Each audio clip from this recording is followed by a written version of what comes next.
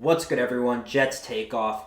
The offense. It annoys everyone. It frustrates everyone. Who is to blame for all the offensive woes? Well, I'm going to tell you all who is at fault because there are multiple people, and yes, it is the quarterback, but there's one in particular that needs to be talked about more than the others.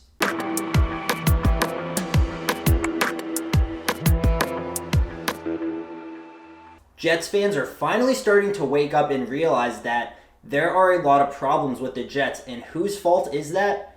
I'd say that's Joe Douglas, the general manager. I think that's his fault, and I think that for multiple reasons.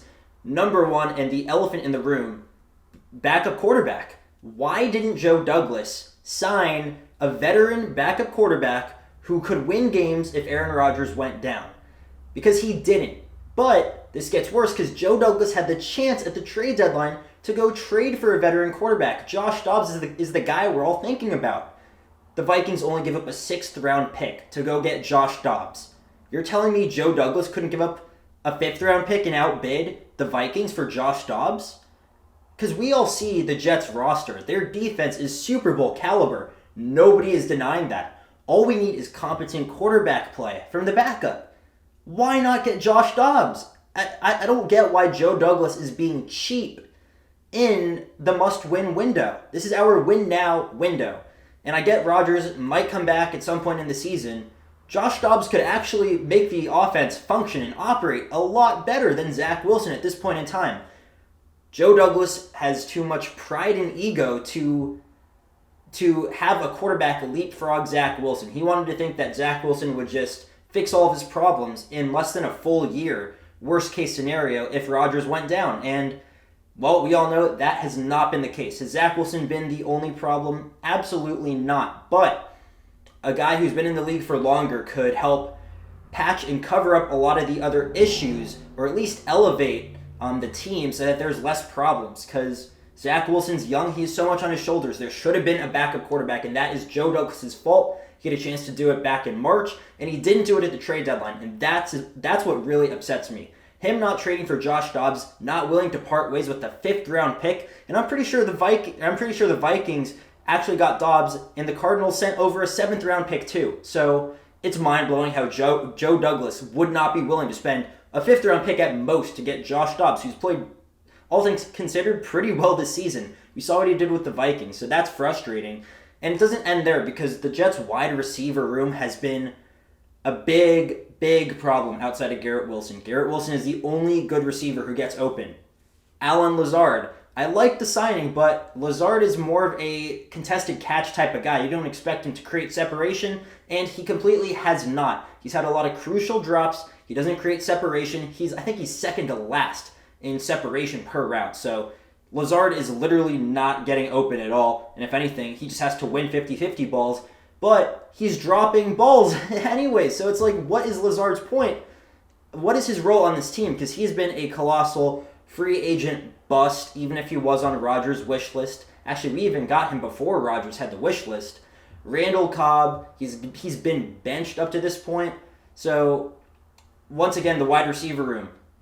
Zach has a lot of the fault, but nobody's getting open consistently besides Garrett Wilson. So when Garrett Wilson is covered up, where is Zach supposed to throw to? Because Lazard isn't getting open. Randall Cobb has been benched. Xavier Gibson, he's a rookie. Do you expect him to really get open and win on half of his reps? Because I don't.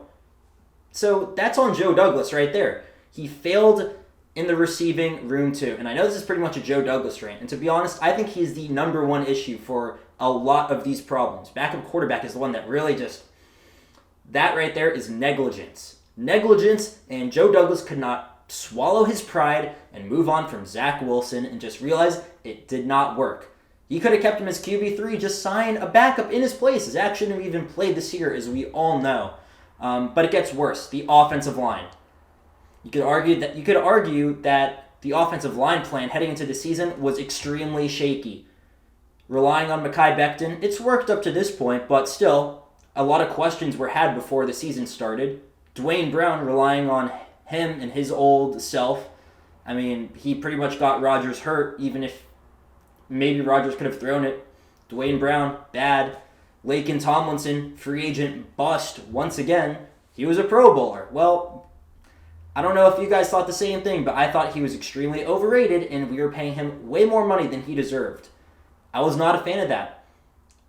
And then it's just Joe Douglas has had so many years to fix and build this offensive line. And I get that Elijah Vera Tucker's injury, no one could see that happening again in Denver. That is bad luck. But there are 4 other offensive linemen that Joe Douglas had a chance to go correct and fix. And mind you, Joe Douglas was touted as an offensive line guru. So when the Jets' offensive line as an overall is not playing good, that screws the Jets in running the football because they can't create holes for Breece Hall, and pass protection.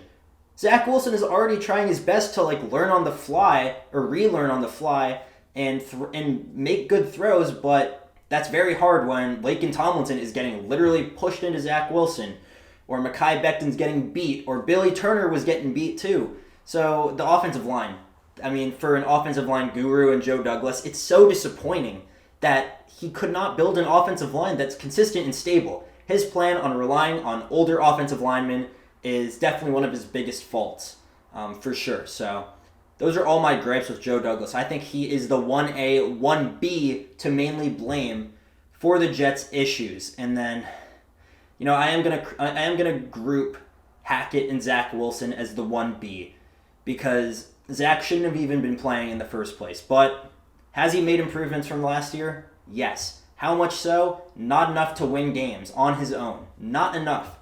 Versus the 32nd ranked Chargers pass defense, he couldn't do it. Couldn't get the ball out early. Zach Wilson cannot throw guys open. That's the problem. He can't throw guys open, so Zach Wilson has to wait for guys to get open, but the wide receiver room outside of Garrett Wilson sucks. So he holds on for the ball for too long and then sack. So Zach Wilson, has he played better? Yes. Is he starting quarterback worthy? No. Josh Dobbs should have been brought in. A different veteran should have been brought in. It's inexcusable. And Zach Wilson, he's got to use his legs more. I don't know why the Jets are trying to force him to be a pocket passer, but Zach Wilson, he's in his own head. He's like, I have to be a pocket passer. He used his legs last year and the year before that, and this year he's just not running. It's frustrating because maybe that could help his game a little bit. So Zach is just not there. He's not ready. Too much pressure, too much scrutiny. It's already back on him. There's a chance he could get benched, but Nathaniel Hackett is also another issue because versus the Chargers, you saw all of the penalties, so many penalties, and even players are saying it's just one person who's not doing their job. What does that lie on? Coaching. Offensive coaching. It is Hackett's fault partly too. This Jets red zone offense is the worst in NFL history since they started tracking red zone efficiency. The worst. And the thing is, which I find ironic, which is kind of why I don't think it's all Hackett, but in Green Bay, Nathaniel Hackett was the one who was basically directing and coaching the red zone offense. So, and the Packers had a great red zone offense back when Rodgers had his MVP. So it makes no sense. Part of it is on Hackett, but like I said, the quarterback, the offensive line, those are the other reasons. Both Hackett, I understand that he's handcuffed to Zach Wilson, and that's why he creates these short game plans, but we all as Jets fans know it doesn't work, and we're begging him to push the ball down the field like the Chiefs game. We saw the offense look a little bit competent there, so Nathaniel Hackett's been stubborn. He's been weird. The utilization of Breece Hall with the snap counts of different players, it's been all over the place. It hasn't been good. Nathaniel Hackett has left the offensive tackles on an island with no help until it's garbage time. That's on coaching. That lies on Nathaniel Hackett for not seeing that, oh shoot, we got to get these guys help, and he realizes way too late. So that is on Hackett too. And those are the guys to blame. Joe Douglas, number one. I really do think he's the number one problem. And then the 1B, Zach Wilson, for sure. I love Zach, but he's not getting it done. He's not ready. That's why Joe Douglas should have gotten Josh Dobbs for a 5th-round pick. Why was he so cheap? We all as Jets fans see this as a championship defense. Like the offense, we have pieces, yeah. Are the wide receivers sucking right now? Yeah. Is the offensive line sucking right now? Yeah. But at least Josh Dobbs, he played on an Arizona Cardinals team with a lot worse talent, and he looked pretty good. So frustrating. It's frustrating. Those are the main culprits, in my opinion, who you should blame. Jets fans, let me know. I know this has been a long rant. If you've actually watched this whole thing, thank you so much for sticking with me. I appreciate it. Let me know what else you think. And yeah, I will see you all in the next one. Peace.